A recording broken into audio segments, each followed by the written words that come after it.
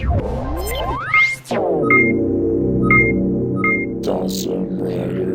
YouTube, Dawson Rider here with my review of the Bat Clock from Kamen Rider Ghost, the Ghost Gadget Series.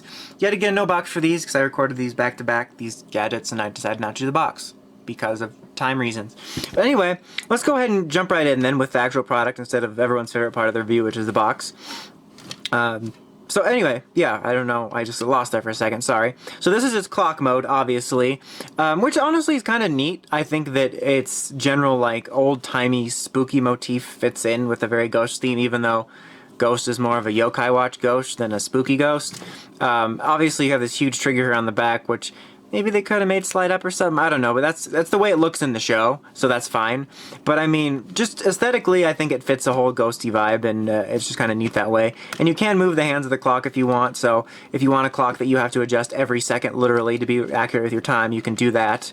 But yeah, so it's just kind of neat. Nothing like amazing, like, I'm a clock, but that sounded, nope. Okay, there are sounds, as you saw there was a switch back here, so just turn it on. Activation noises, no lights or anything. And then when you press the trigger, it makes a sound here.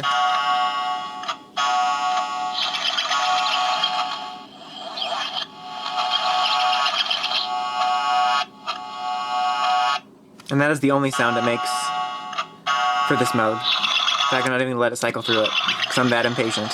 But yeah, it does that. And then transformation for Bat, this is like on par with Hyper Resheteo as some of the most complicated transformation I've done. So I would get your yellow legal pad out, like Kick It Ted Mosby style.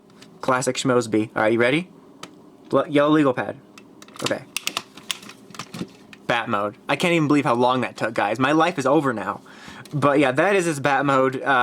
Again, this is the way it pretty much looks in the show, so it's not like it was a toy cheap out or anything, but it's easily the most disappointing mode. I mean, it's super simple. They use these as the wings, which I guess is okay, but it's just like a solid piece of plastic that sort of sticks out of it that's just on there, and there's no different noises for this mode.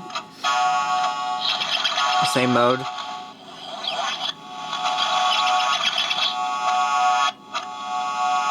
So yeah, pretty boring, but like I said, it's not different than the show. It looks that weird in the show too. I mean, maybe because it's animated it looks a little bit better, but I'm not sure what they would have done. I'm not like a toy engineer or anything, but it would have been neat to get a little bit more thought put behind that mode. Like, I realize it's kind of tough when you have to do, essentially, in a way, is a quadruple change thing with you combining it with the other, but yeah, so that's that. Alright, then you have a gun mode, which you just turn it on this side, and there you have the little gun mode, which it's pretty neat the way that works. When you press this button now you get a different blasting noise.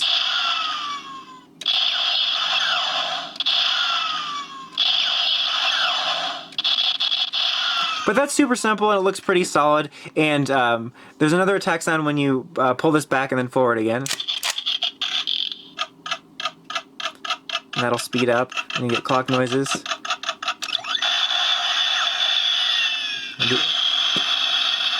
Do that one more time without me talking over it.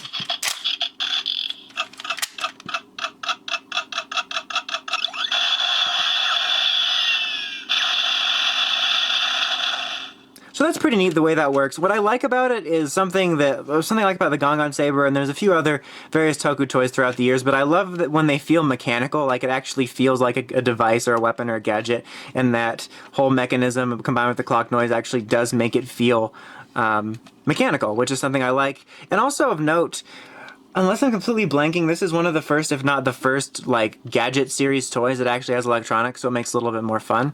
Okay, now it can combine with the Gan Gun Saber here, so you just basically put it in blaster mode without putting it in blaster mode here.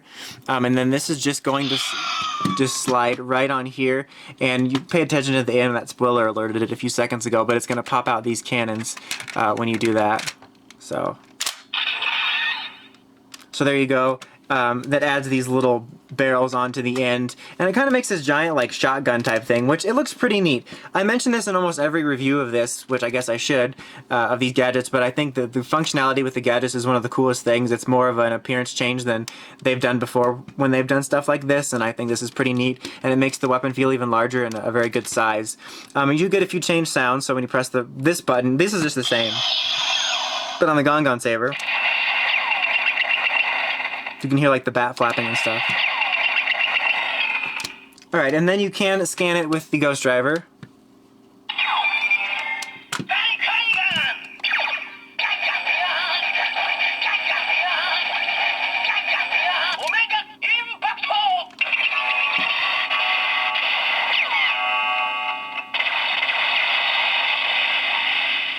So yeah, that's pretty neat. Same noise after that. But just really cool there nonetheless. But overall, this is a pretty fun Ghost Gadget. I would say it probably is my favorite based on fun. Like, the bat mode is pretty boring, but I think that the blaster mode is pretty fun with electronics. Whoop, that out of focus for a second. But I think that's pretty fun. I like the way it feels mechanical. I like the way it functions with this. I might like the Condor design a little more overall, but this is still, I think, the most fun Ghost Gadget. So if I had to recommend picking one up, especially if you have the Gan Gun Saber, it would be this one.